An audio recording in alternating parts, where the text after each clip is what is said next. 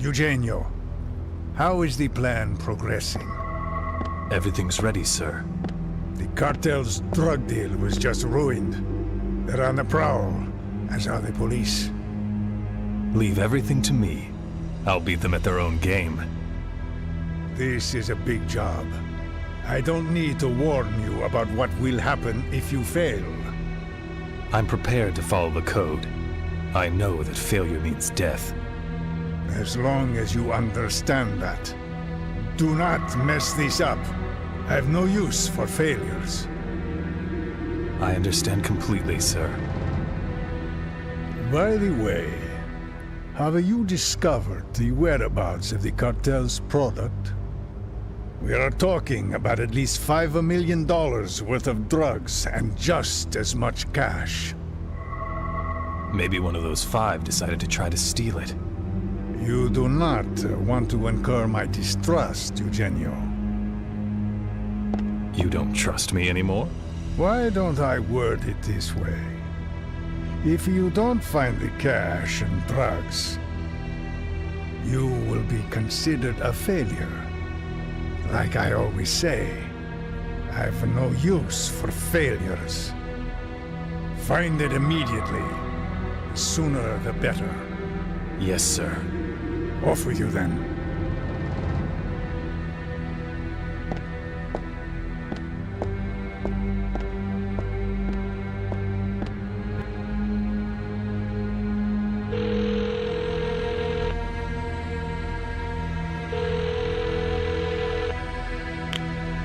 It's me. I need something. There is something I want you to find for me. Hello everyone and welcome back to the hole, that stank pit we love so much, where we go to get our information, progress the story, get weird side missions, and learn moves. After we save our progress, we're going to do another side mission, one of the more straightforward and less weird ones. This one's going to be the kind of side mission you may actually expect from a game like this, strangely enough. One could even call this following side mission suspiciously normal. I guess there is one thing peculiar about it, but it's probably just a reference I don't understand, because I don't watch any popular media. Anyway, this is the chapter where we fuck up Eugene. This isn't a long game if you're just playing through the story. Probably takes like 2.5 hours, 3 hours. We're supposed to interrogate Eugene's henchmen, which will lead us to Eugene. But we're gonna do a side mission first, alright? Because getting revenge is not as important as this side mission. What you're watching on the TV up there, Melvin, looks like a very short loop. Might want to get that looked at, the TV.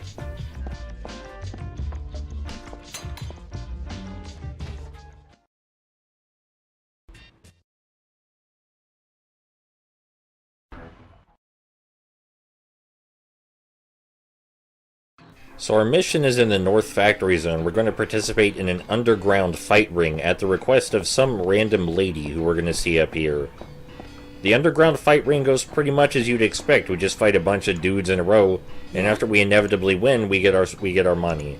The underground fight ring is a really easy, simple, straightforward mission that rewards you with a lot of cash, so if you're a terrible person and are just trying to play the game to win the game, this is a good way to get enough money to get over that paywall that we're gonna hit in the next chapter.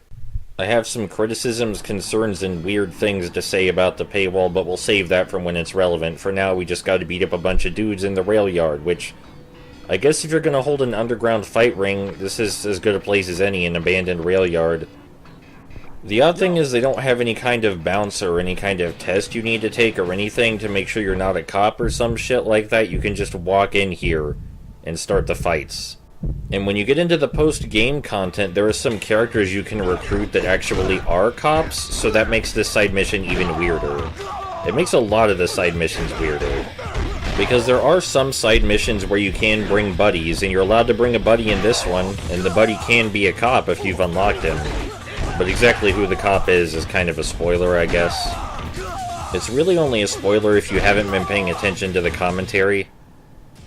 Like, I'm pretty sure in the first video I just straight up tell you who the recruitable cop character is, or at least hint at it in such a way that it would be impossible to miss. It's Wendell. The recruitable cop character is Wendell. You just have to satisfy some very specific conditions to unlock him, and you can't unlock him until the game is over. Anyway, back to the matter at hand. This fight ring will actually get mentioned by several NPC characters, just random fuckers you can talk to. They'll say there's an underground fight ring, but they don't know where it's held, they've just heard about it. And the only way to actually access this fight ring is through the mission we accepted. You can still always come to the rail yard, and there will still be NPCs here that you can talk to and recruit, but you can only participate in the fight ring during this specific mission. So it feels a little weird that the NPCs mention it, unless it's just for flavor. Because usually the NPCs only hint at things that are harder to find. This is a very easy mission to find, it's just kind of sitting in Melvin's mission menu. This guy has Ignacie's face. He has the same face model as Ignacie. I think his name is Adam. That was weird.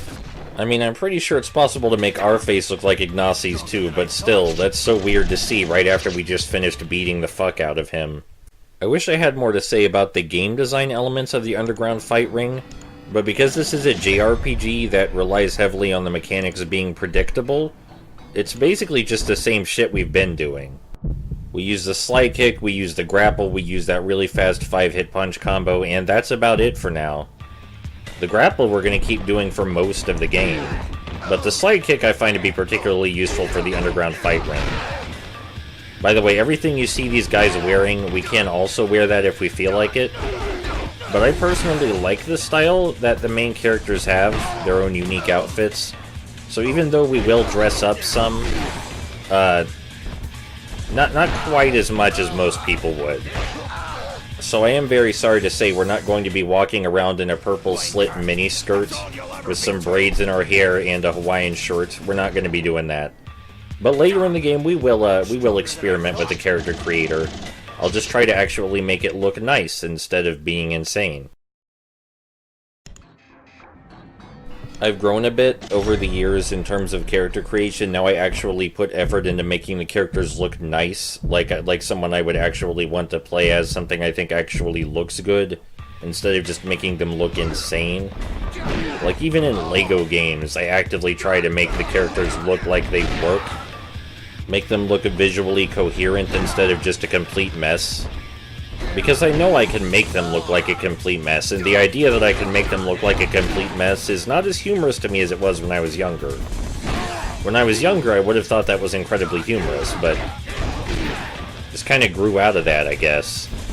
You figure after watching 4 other fucking guys get slide kicked to death, that maybe Carl would have seen what was coming? Because I'm doing the same thing with all these guys. I'm just slide kicking until they fall over, picking them up, and beating the shit out of them. I'm just saying, maybe if Carl was actually watching the fight instead of picking his ass, he would have noticed how much I was using the low kick and done a low block, instead of just letting me kick his legs out from under him like a bitch.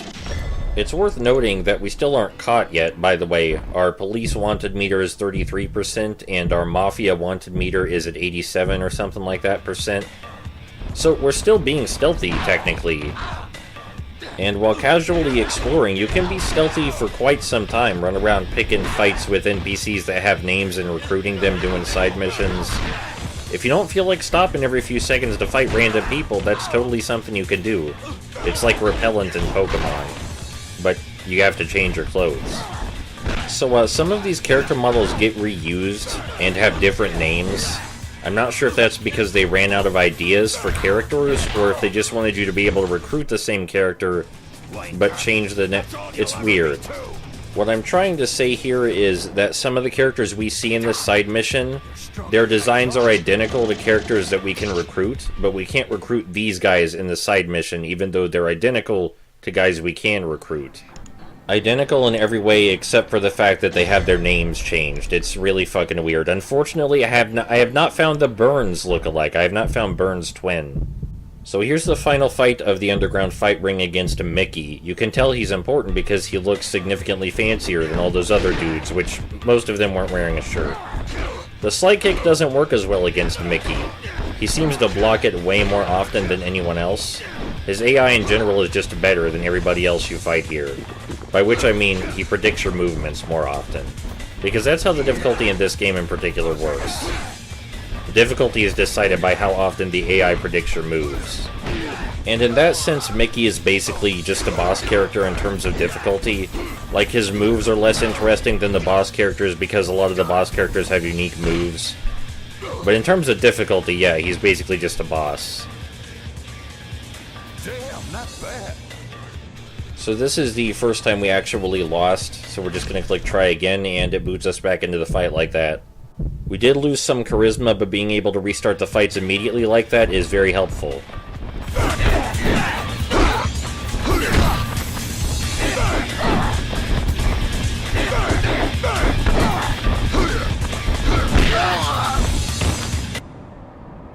Wanker! That's all you'll ever be, too! I actually legitimately have more trouble fighting Mickey than the final boss in the game, either of the two final bosses, really. Because I really do just rely on those three tricks, the slide kick, the grappling, and the really fast 5-hit punch combo. That's enough to get me through the game. Not smoothly, but you know. You can do it with relatively few hiccups if you're playing as Raven. Got some protein. Protein permanently increases the size of our health bar. Sweet, that's a lot of money. And, no, don't leave me. I'm doing this on purpose, you see. Right now I'm going back to the girl we took the mission from, so that way I can show you that if we don't get proof that we won, she'll send us back. That's what I'm doing right here. I definitely didn't unintentionally leave the rail yard before getting the proof. So now let's go back and get the proof. And the proof is the one bizarre thing about this mission, which otherwise seems like it fits perfectly into the kind of game you expect this to be. You'll see what it is shortly.